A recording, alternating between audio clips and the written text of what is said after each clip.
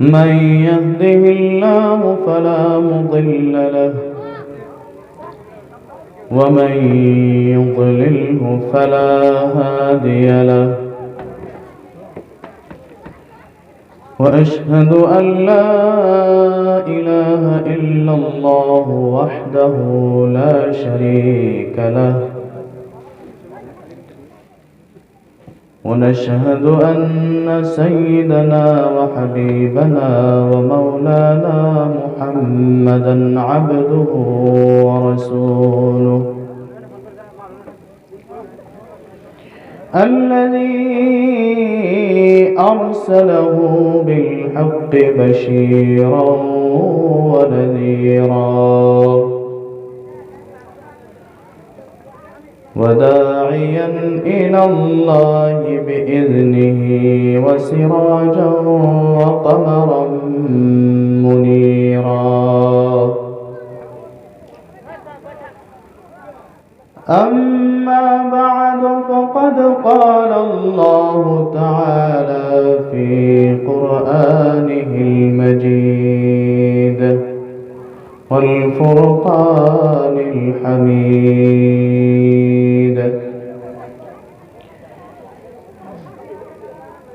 الذين اتخذوا دينهم لهوا ولعبا وغرتهم الحياة الدنيا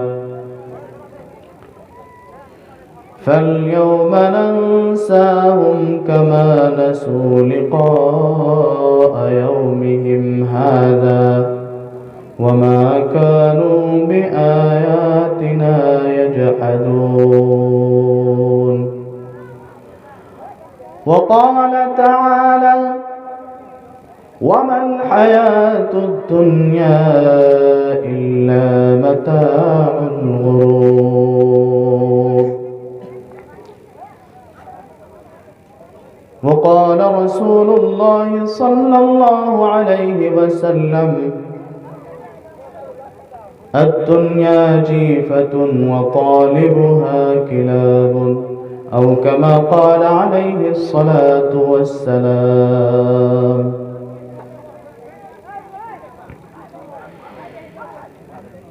ये दुनिया अहले दुनिया को बसी मालूम होती है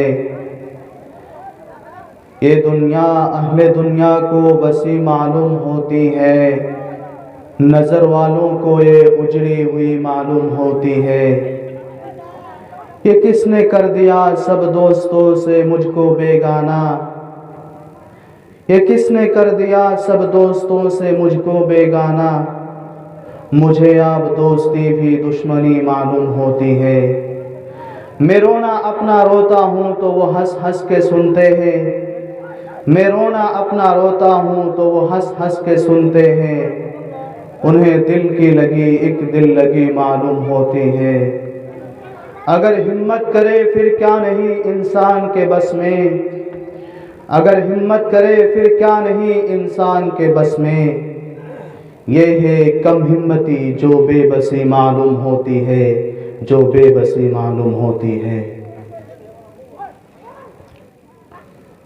डोबामारी पलाशीपाड़ा যুবকদের আয়োজিত মাহফিলের মাহতারাম সভাপতি সাহেব মুআজ্জাজ ও মুকাররাম উলামায়ে কেরাম সম্মানিত এই অঞ্চলের মুরব্বিয়ানে ইজাম পর্দার অন্তরালে অবস্থানরত অবলা সরলা সম্মানিত আমার মা এবং বোনেরা আপনাদেরকে আমার তরফ থেকে সালাম জানাচ্ছি আসসালামু আলাইকুম ওয়া রাহমাতুল্লাহি ওয়া বারাকাতুহু সালামের জবাবটা আরেকটু জোরে দিলে অসুবিধা তো নাই আবারও জানাচ্ছি আসসালামু আলাইকুম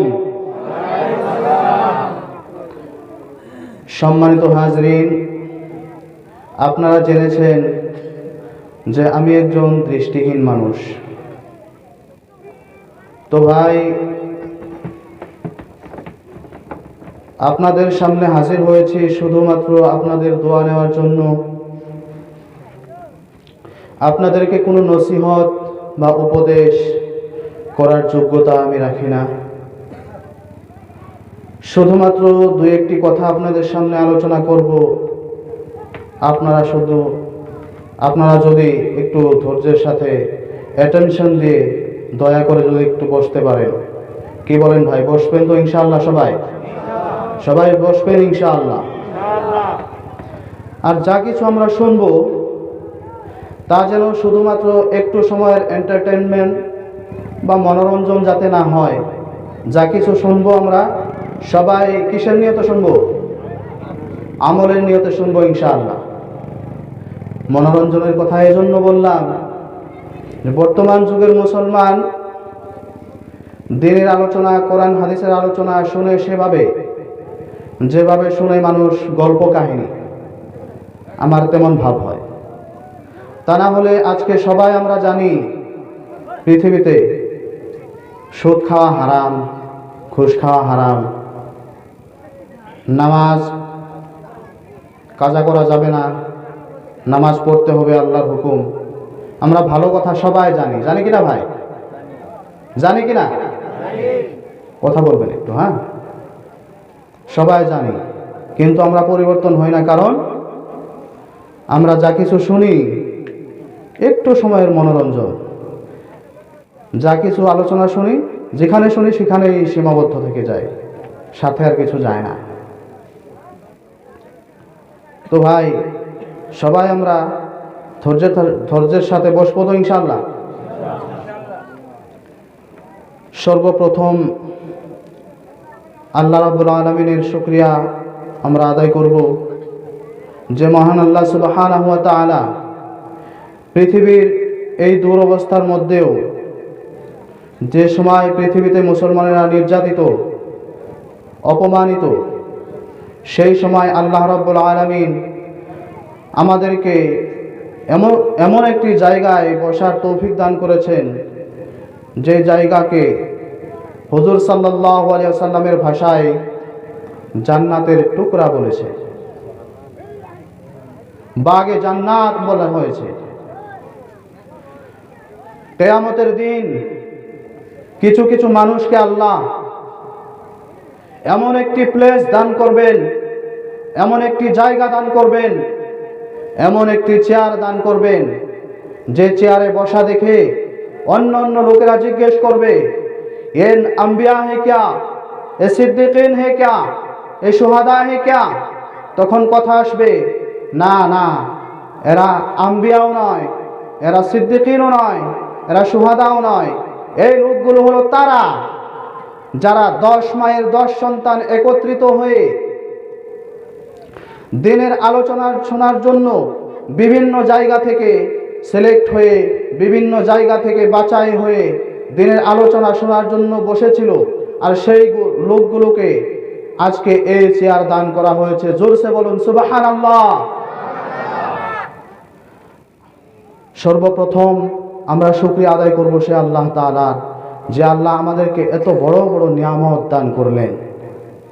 আল্লাহর শুকরিয়া আমরা আদায় করে শেষ করতে পারবো না। আল্লাহ রাব্বুল আলামিন কোরআন শরীফে বলেছেন যে পৃথিবীর জমিনটাকে যদি কাগজ বানানো হয়, পৃথিবীর গাছ বৃক্ষগুলো যদি কলম বানানো হয়, পৃথিবীর নদ নদী সমুদ্রের পানিগুলো যদি সিয়াহি বানানো হয়, আর যদি লিখতে থাকে, লিখতে লিখতে জমিন শেষ হয়ে যাবে, গাছ বৃক্ষ শেষ হয়ে যাবে, সমুদ্রের পানি শুকিয়ে যাবে, আমি রব্বুল আলামিনের শুকরিয়া শেষ হবে না। এত বড় বড় নিয়ামত আমাদেরকে দিয়েছেন আল্লাহ, আমরা আল্লাহ রব্বুল আলামিনের শুকরিয়া শেষ করতে পারবো না।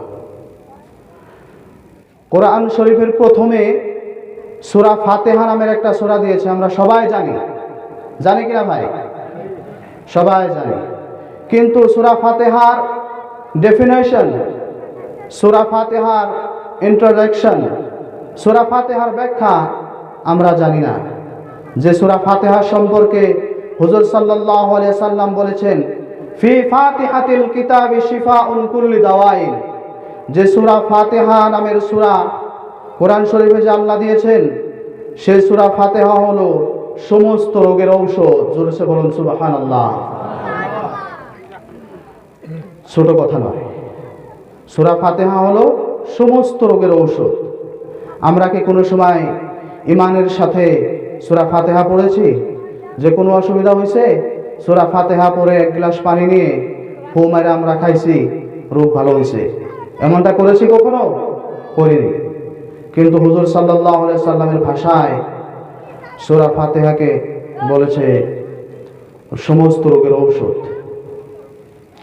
যে আল্লাহ আমাদেরকে এত বড় বড় নিয়ামত দান করলেন, সে আল্লাহর সবাই আমরা শুকরিয়া আদায় করছি। সবাই বলছে সাল্লাল্লাহু আলহামদুলিল্লাহ। দরুদ ও সালাম নাজিল হোক বিশ্বনবীর উপরে, যে বিশ্বনবী সাল্লাল্লাহু আলাইহি ওয়াসাল্লাম পৃথিবীতে আসার পূর্বে সমস্ত মানুষগুলো ছিল অসভ্য। সে অসভ্য জাতিকে হুজুর সাল্লাল্লাহু আলাইহি ওয়াসাল্লাম পৃথিবীতে এসে সভ্য বানিয়েছেন। এমনটাই অসভ্য ছিল যে যারা মানুষকে খুন করত, যারা মিথ্যে কথা বলতো, যারা চুরি করত, ডাকাতি করত, জিনা করত, সত্য বলবো কেন এর কোনো কারণ জানা ছিল না। ওকে খুন করব না কেন এর কোনো কারণ, যুক্তিসম্মত কোনো কারণ জানা ছিল না। যৌন চাহিদা মেটাবার জন্য প্রয়োজন ছিল একটি নারীর। সেই নারীটি কার মেয়ে, কার মা, কার বোন দেখার কোনো জরুরত মনে করত না। সেই অসভ্য জাতিকে হুজুর সাল্লাল্লাহু আলাইহি ওয়াসাল্লাম পৃথিবীতে এসে সভ্য বানিয়েছেন। সেই নবীর প্রতি আমরা সবাই মহব্বতের সাথে দরুদ পড়ছি। সবাই বলছে সাল্লাল্লাহু আলাইহি ওয়াসাল্লাম, সাল্লাল্লাহু আলাইহি ওয়াসাল্লাম। ভাই সাহেব, যে কোরআন শরীফের আলোচনা আমরা শোনার জন্য বসেছি, সেই কোরআন কি শুধু শোনার জন্য নাজিল হয়েছে না পড়ার জন্য নাজিল হয়েছে? কি বলেন? কথা বলেন না কেন? পড়ার জন্য নাজিল হয়েছে। কয়জনে জানেন কোরআন পড়া? যত লোক এখানে এসেছেন আপনারা, হুজুরদেরকে বাদ দিয়া যত মানুষ এখানে আছেন, যদি জিজ্ঞেস করা হয় বিসমিল্লাহ মনে কয় শুদ্ধ করে পড়তে পারবেন না। কিন্তু কোরআনের প্রথম যখন নাজিল হয়, নাজিলের প্রথম আয়াত কি ছিল? কি ছিল ভাই? ইকরা। না, ইকরা, ইকরা বিসমি রাব্বিকাল্লাযী খালাক। ইকরা মানে কি? পড়া। কিন্তু সেই কোরআন কি আমরা পড়ি আজকে? না, সেই কোরআন পড়ি না। আগে মানুষ কোরআন শরীফ পড়তো, ঘরে ঘরে সূরা ইয়াসিনের তেলাওয়াত হইতো, মুরব্বীরা কয় ঘরে ঘরে দরুদ পাকের তেলাওয়াত হইতো। কিন্তু আজকে কোরআন শরীফকে এমন করে আমরা দূরে রেখে দিয়েছি, কোরআন শরীফ যদি কোনো সময় তেলাওয়াত হয় তাহলে আমাদের মনে এটা প্রশ্ন জাগে যে নিশ্চয় এই বাড়িতে কোনো মওত হয়েছে, নাকি বলেন? যদি কোরআন শরীফের তেলাওয়াত শোনা যায় তাহলে ভাবা যায় যে ওই বাড়িতে নিশ্চয় মানুষ মরছে, সেই জন্যে কোরআন শরীফের তেলাওয়াত হইতেছে। যে কোরআনকে হুজুর সাল্লাল্লাহু আলাইহি ওয়াসাল্লাম মানুষের কাছে পৌঁছে দিয়েছিলেন মানুষের জীবন চলার দিশাহী হিসাবে, সেই কোরআনকে আমরা জীবন্ত অবস্থায় না পড়ে মুর্দার সামনে পড়ার জন্য রেখে দিয়েছি। তার চাইতে কি অপমান আর হতে পারে কোরআনের?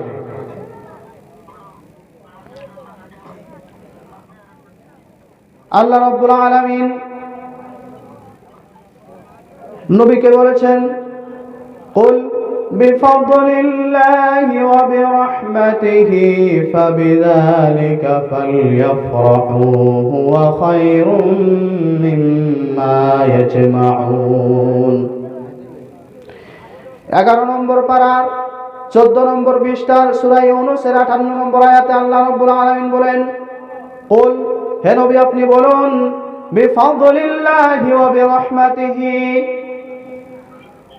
আমি রব্বুল আলামিন পৃথিবীর আকাশের নিচে জমিনের উপরে আমার বান্দাদের জন্য যত কল্যাণ আমি নাজিল করেছি, যত করুণা আমি নাজিল করেছি, যত বরকত আমি নাজিল করেছি, যত বড় বড় বস্তু আমি আমার বান্দার কল্যাণের জন্য নাজিল করেছি, নবী আপনি বলুন ফাবিযালিকা ফালইফরাহু হুয়া খায়রুম মিম্মা ইয়াজমাউন।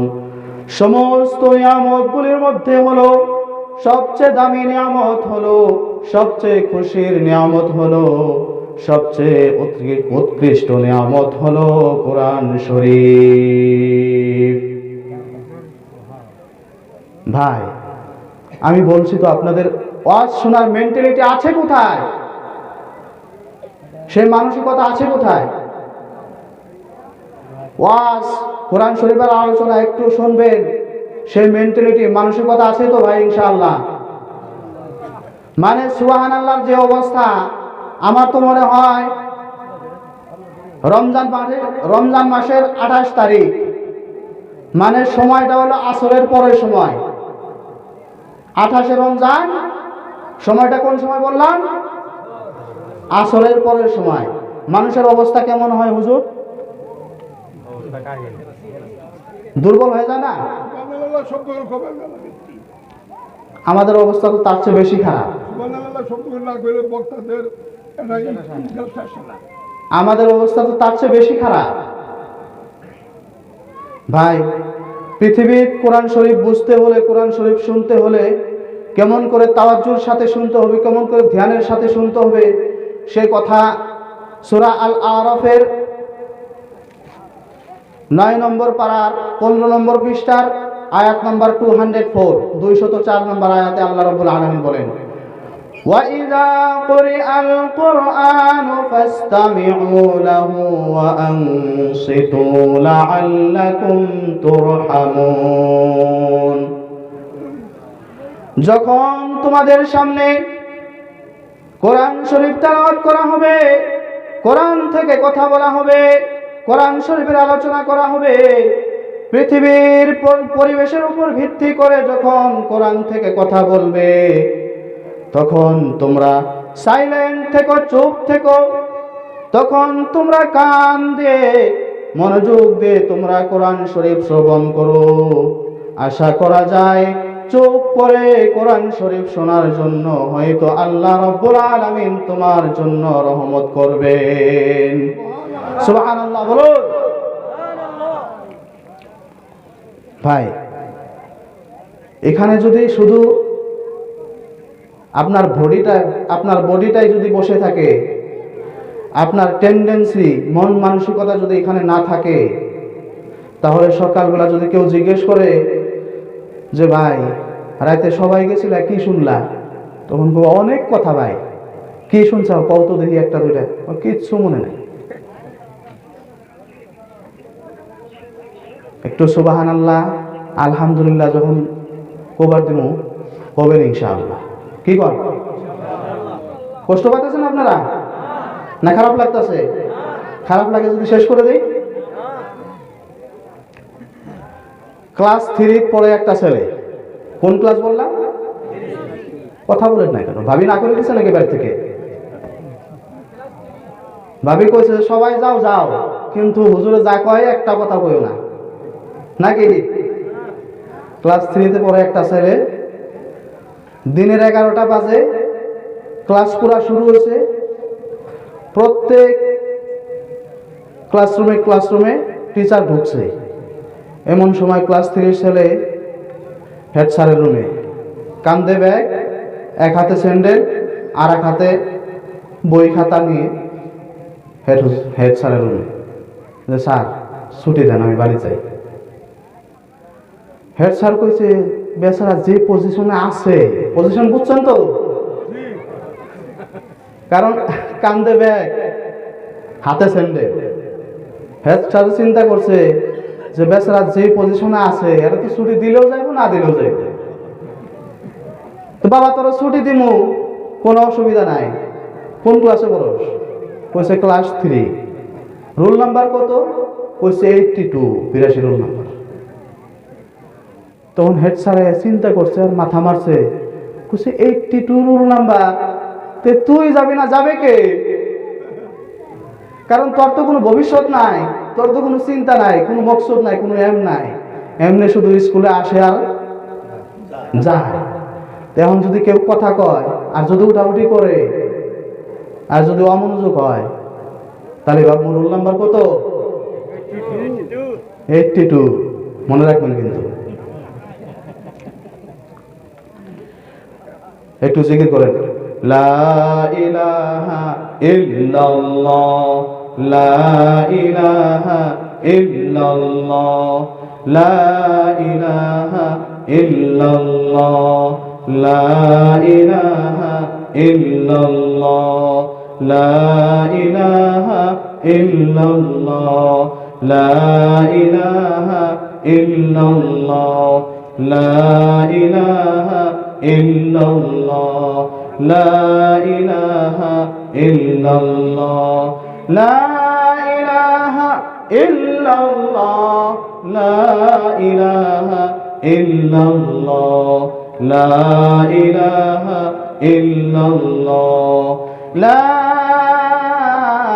ইলাহা ইল্লাল্লাহ, মুহাম্মাদুর রাসূলুল্লাহ সাল্লাল্লাহু আলাইহি ওয়াসাল্লাম। ভাই, যে কোরআন শরীফের কথা বলতেছিলাম, কোরআন শরীফ অনেক বড় নিয়ামত, অনেক বড় নিয়ামত। এই কোরআন শরীফ যদি আমরা কোরআন শরীফের কথা মানতে পারি, তাহলে দুনিয়া ও আখিরাতের ভালাই আমাদের জন্য হবে।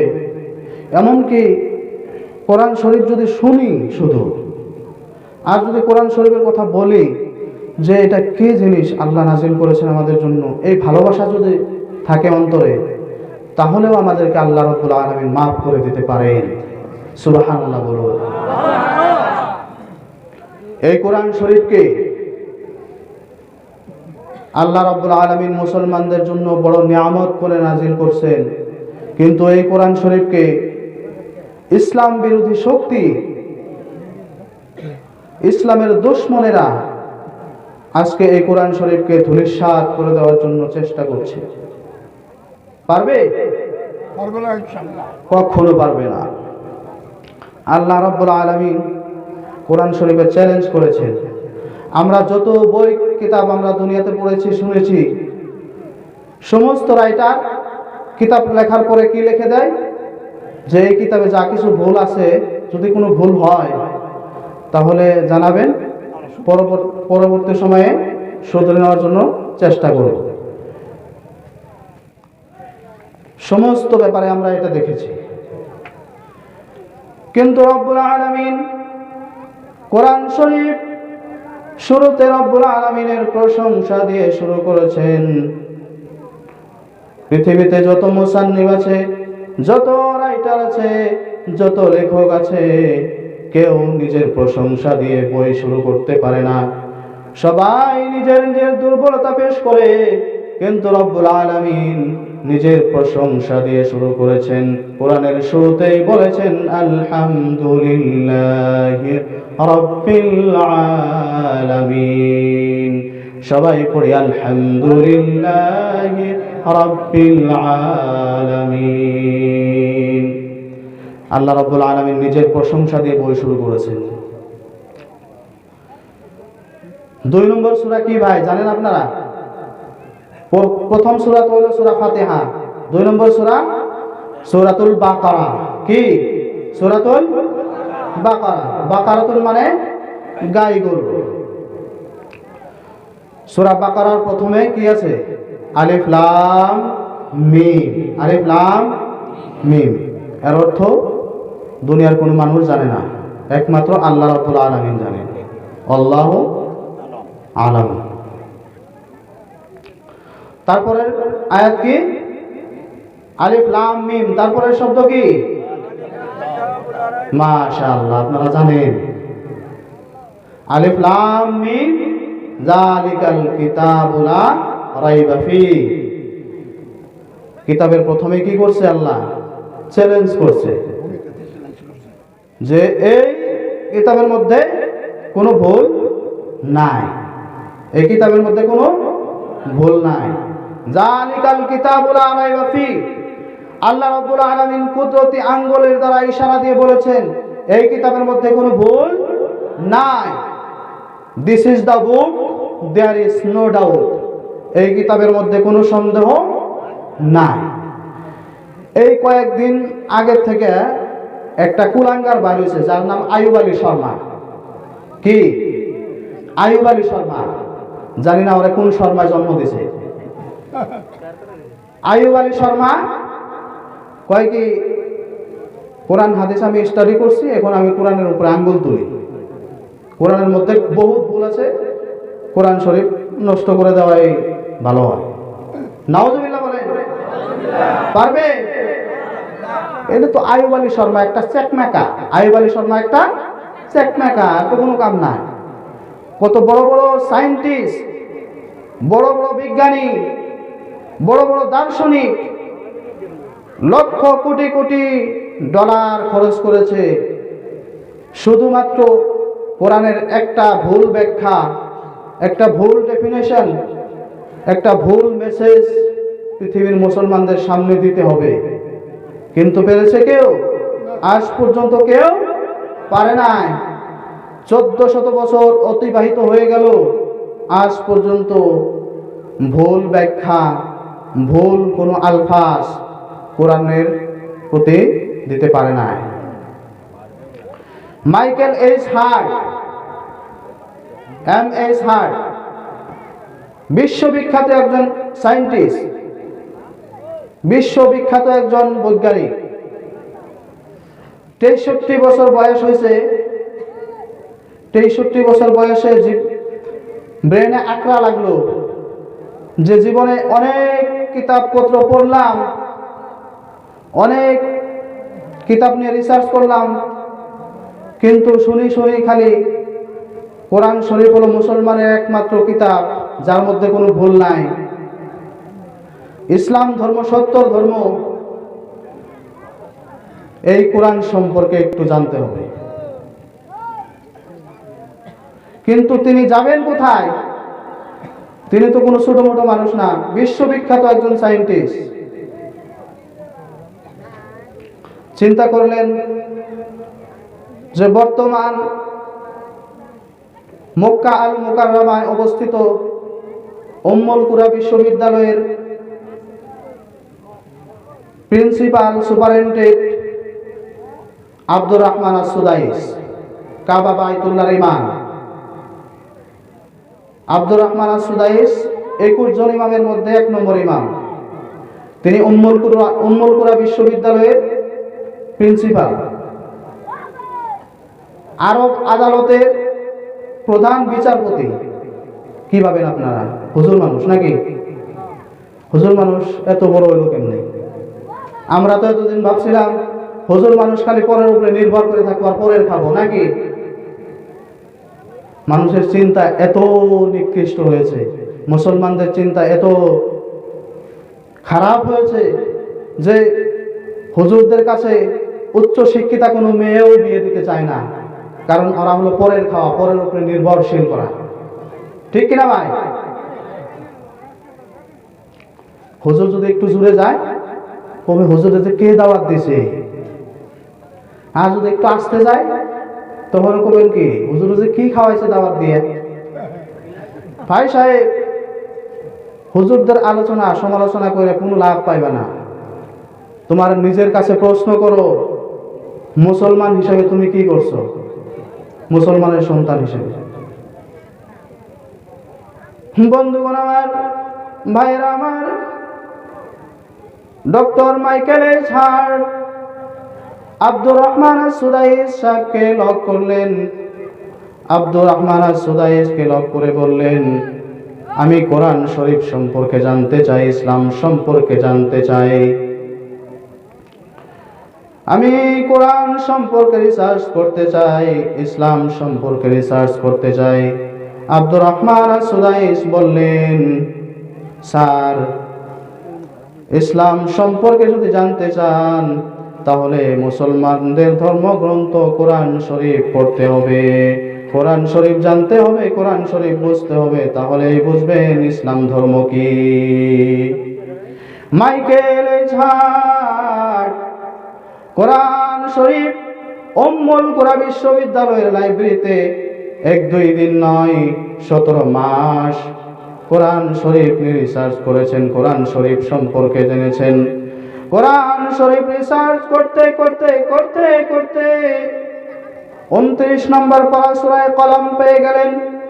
সূরা কলমের 4 নম্বর আয়াতে আল্লাহ রাব্বুল আলামিন বলেছেন, ওয়া ইন্নাকা লাআলা খুলুকিন আযীম। সুবহানাল্লাহ বলুন। রব্বুল আলামিন নবীজিকে বলেছেন, হে রাসূল, যত সৃষ্টি আছে পৃথিবীতে, যত সৃষ্টি আছে, যত মানুষ আছে, সমস্ত সৃষ্টি জগতের মধ্যে আপনি নবীর চরিত্র হলো সবচেয়ে উচ্চ চরিত্র, সবচেয়ে ভালো চরিত্র। ভাইরা আমার, আপনারা জানেন ইসলাম প্রচার করতে গিয়ে নবী সাল্লাল্লাহু আলাইহি ওয়াসাল্লাম তাইফের ময়দানে রক্ত ঝরিয়েছিলেন, উহুদের ময়দানে মার খেয়েছিলেন, একটা নয় দুটা দুন্দন মোবারক শহীদ হয়ে মাটিতে পড়েছিল। নাউজুবিল্লাহ বলুন। মক্কার মানুষ সেই সময় নবীজিকে পাগল বলে, মাজনুন বলে গাইলে, নবীজিকে পাগল মাজনুন গালিগালাজ করত। এই লোকটি হলো পাগল, এর কথা তোমরা কেউ শুনবে না। এমন সময় রব্বুল আলামিন হুজুর সাল্লাল্লাহু আলাইহি ওয়াসাল্লামের চরিত্রের সার্টিফিকেট দিলেন। সেই আয়াত যখন মাইকেল এজহার্ট সেই আয়াত যখন পড়লেন, তখন মাইকেল এজহার্ট বললেন, এইজন মানুষ আবার কোন মানুষ, যে মানুষটার চরিত্রের সার্টিফিকেট আল্লাহ নিজে দিয়েছেন। সুবহানাল্লাহ বলো। মাইকেল এজহার্ট তখন বললেন, এই মানুষ আবার কোন মানুষ, যে চরিত্রের সার্টিফিকেট আল্লাহ নিজে দিল। এই মানুষটার জীবনী সম্পর্কেও আমি জানতে চাই। সুবহানাল্লাহ বলবেন না? এই মানুষটার জীবনী সম্পর্কেও আমি জানতে চাই।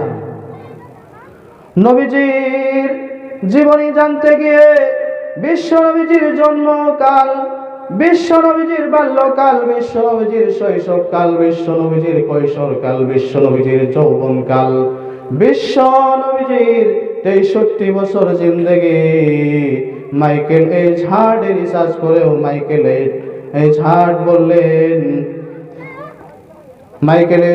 বললেন যে বিশ্ব নবীর মতো চরিত্রের মানুষ দুনিয়াতে আর কেউ নাই।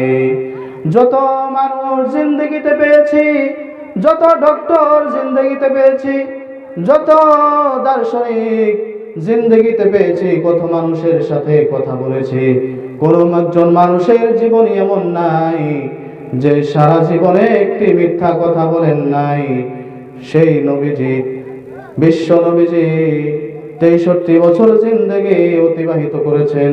তেনার জীবনে রাজনীতি ছিল, তেনার জীবনে সমাজনীতি ছিল, তেনার জীবনে ধর্মনীতি ছিল, তেনার জীবনে পারিবারিক নীতি ছিল। সমস্ত নীতিমালার মোড়ে মোড়ে বাঁকে বাঁকে চলাইছেন, কিন্তু নবীজি একটি মিথ্যা কথা জিন্দগিতে বলেন নাই। সুবহানাল্লাহ বলুন। ভাইরা আমার, সেই জন মহান নবীর আমরা উম্মত। আমরা নবীর উম্মত হয়ে কি করেছি দেখেন। মাইকেল এজহার্ট একজন অমুসলিম মানুষ, কোরআন শরীফের প্রতি তার কি ভাবনা, কি ধারণা, কিন্তু আমরা মুসলমানের সন্তান হয়েও কোরআনের দিকে একটু এগোতে পারি নাই। পারছি? আজকে শুধুমাত্র একজন পালসার বাইকের মালিক, একটা পালসার বাইকের মালিক, শুধুমাত্র একটা আসাম টাইপ ঘর বানাইছে, এলাকার 2 বিঘা মাটির মালিক হয়েছে, বাই হাত দিয়া সিগারেট কয়েকদিন খাইছে, কিছু টাকা সুদ ঘুষ খাইছে, খাইয়া এখন কয় কি মাদ্রাসার কি দরকার? মাদ্রাসার তো পোলাপান যায় সব পঙ্গু হয়। নাউজুবিল্লাহ বলবেন না? ওর পোলা যে ড্রাগস খায় তার কোনো খবর নাই। বন্ধুগণ আমার, কোরআন শরীফের কথা বলতেছিলাম। আল্লাহ রাব্বুল আলামিন কিতাবের প্রথমে চ্যালেঞ্জ করেছেন, আলিফ লাম মিম যালিকাল কিতাবু লা রাইবা ফি। এই কিতাবের মধ্যে কোনো ভুল নাই, কোনো সন্দেহ নাই।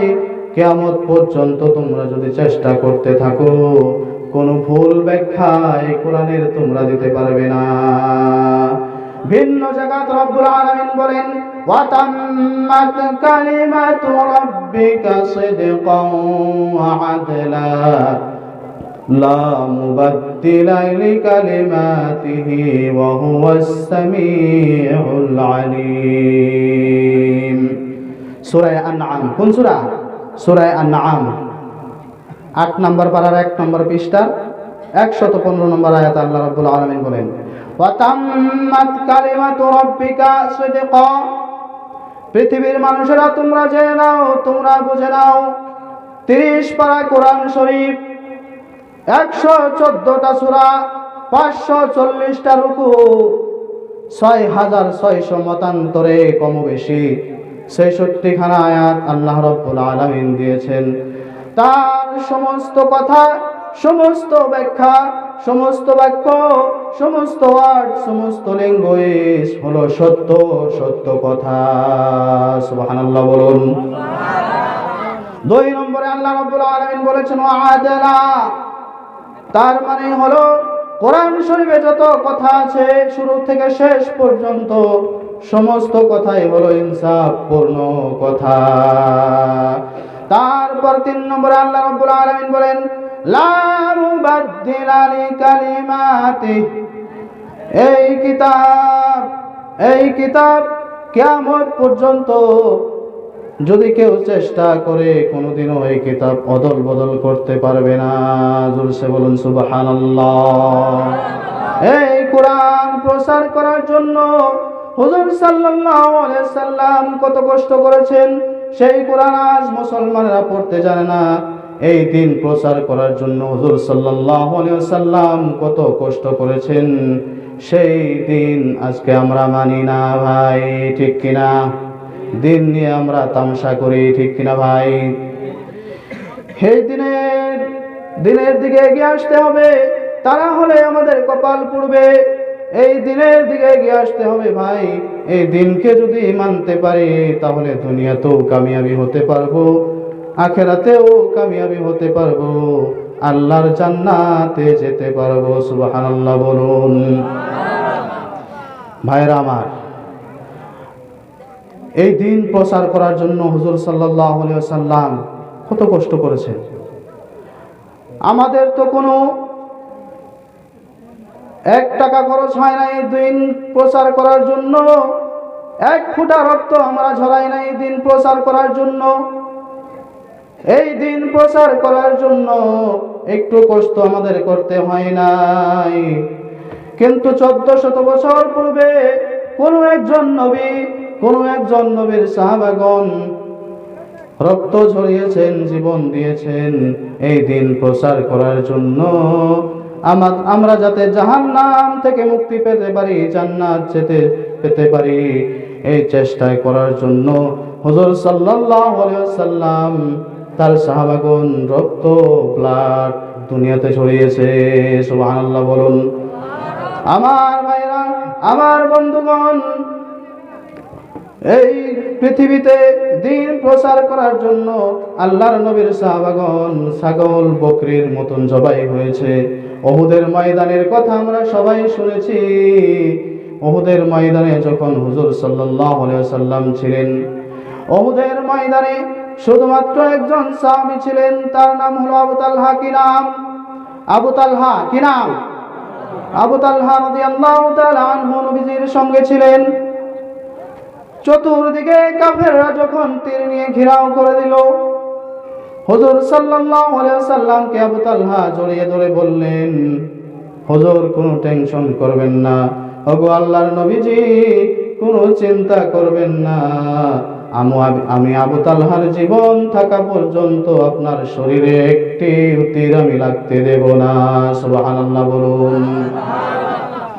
এমন ভাবে আবু তালহা নবীজিকে জড়িয়ে ধরেছিলেন, এমন ভাবে জড়িয়ে ধরেছিলেন, যখনই কাফেরদের তীর নিক্ষেপ করে তখনই আবু তালহা ঘুরান দিয়ে তীরের সম্মুখে পিঠটা পেতে দেয়, আর তীরটা এসে নবীজির পিঠের মধ্যে বিদ্ধ হয়ে আবু তালহার পিঠের মধ্যে বিদ্ধ হয়ে যায়। আমার ভাইরা, আমার বন্ধুগণ, দেখলেন আবু তালহা লক্ষ্য করে উমাইয়া নামের একজন কাফের তীর নিয়ে হুজুরের কাছাকাছি চলে এসেছেন, হুজুরের দিকে নজর করে আছেন। এই তীরটা উমাইয়া কাফের হুজুর সাল্লাল্লাহু আলাইহি সাল্লামের শরীরে মারবেন। আবু তালহা চিন্তা করেন, এই তীরটা যদি হুজুর সাল্লাল্লাহু আলাইহি সাল্লামের শরীরে লেগে যায়, আমার নবী দুনিয়াতে সহ্য করতে পারবে না, আমার নবীজি আঘাতপ্রাপ্ত হয়ে যাবে। এই কথা চিন্তা করে আবু তালহা উমাইয়া তীর মারার সঙ্গে সঙ্গে আবু তালহা তীরের সামনে পিঠ পেতে দিল। তীরটা এসে নবীজি আবু তালহার পিঠের মধ্যে বিদ্ধ হয়ে গেল। সুবহানাল্লাহ। এমন করে মহব্বত করেছিলেন হুজুর সাল্লাল্লাহু আলাইহি সাল্লামকে, সাহাবাগণ এমন করে মহব্বত করেছিলেন, জীবন দিয়েও নবীজিকে বাঁচিয়ে রেখেছেন। সর্বশেষ দেখলেন একজন কাফের হুজুর সাল্লাল্লাহু আলাইহি সাল্লামকে দুনিয়া থেকে বিদায় করে দেওয়ার জন্য একজন কাফের লোহার লম্বা বল্লম নিয়ে নবীজির দিকে দৌড়ে দৌড়ে আসতেছে। আবু তালহার শরীরে শক্তি নাই, আবু তালহার নিঃশেষ অবস্থা বসে আছেন। বল্লমের উপরে হঠাৎ নজর পড়ে গেল, এই বল্লম দিয়ে নবীজিকে শহীদ করে দেবে কাফের মনে মনে ভাবছে। আবু তালহা চিন্তা করতেছেন, এই বল্লম দিয়ে যদি নবীজিকে শহীদ করে দেয়, তাহলে এই যুদ্ধ আমরা কার জন্য করব? এই কথা চিন্তা করে আবু তালহা এমন জোরে একটা চিৎকার মেরেছেন, আবু তালহা বসা থেকে উঠে নবীজিকে জড়িয়ে ধরেছেন। জড়িয়ে ধরে ঘুরান দিয়ে বল্লমটা মারার সঙ্গে সঙ্গে বল্লমের সামনে পিঠ পেতে দিলেন। গচ্চক করে একটা শব্দ হলো, শব্দ হওয়ার সঙ্গে সঙ্গে আবু তালহা নিঃশেষ হয়ে গেল। নবীজিকে এমন করে বুকে জড়িয়ে ধরেছিলেন আবু তালহা। আবু তালহা হাত দুটি নবীজির শরীর থেকে আস্তে আস্তে মাটির দিকে পড়ে গেল।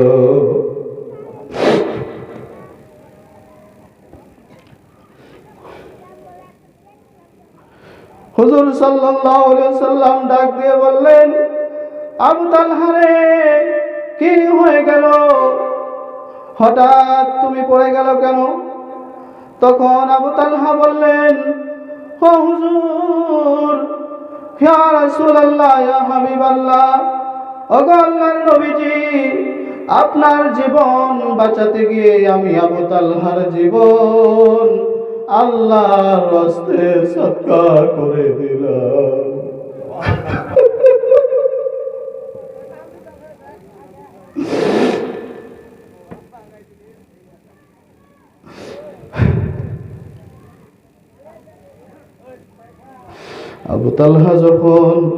আবু তালহার লাশ যখন সাথীরা উঠাতে গেছেন, আবু তালহার শরীরে তীর একটা দুইটা তীর লাগে নাই ভাই, একটা দুইটা তীর লাগে নাই, 5টা 10টা তীর লাগে নাই, 70 থেকে 80টা তীর আবু তালহার পিঠের উপরে, আবু তালহার শরীরের উপরে লেগে আছে। সুবহানাল্লাহ বলুন। নবীজিকে এমন করে সাহাবা সকল মহব্বত করেছিলেন, কিন্তু আজকে আমরা কি করি? নবীজির মহব্বত তো দূরের কথা, নবীজির সুন্নত আমরা পালন করতে চাই না, নবীজির আদর্শ আমরা বাস্তবায়ন করতে চাই না ভাই, ঠিক কিনা?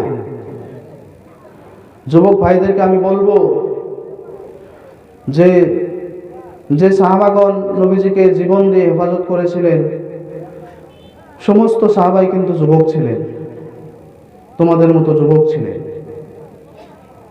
যুবকদেরকে আল্লাহ রাসূল অনেক সম্মান করতেন। এক জায়গায় বক্তব্য হচ্ছিল, বক্তব্যের সময় হুজুর সাল্লাল্লাহু আলাইহি সাল্লাম বক্তব্য দিচ্ছিলেন, সাহাবারা বসে বসে বক্তব্য শুনছিলেন। একজন সাহাবা জায়গা পায় নাই, তোমাদের মতো যুবক দাঁড়ায়া দাঁড়ায়া হুজুর সাল্লাল্লাহু আলাইহি সাল্লামের বক্তব্য শুনতেছে।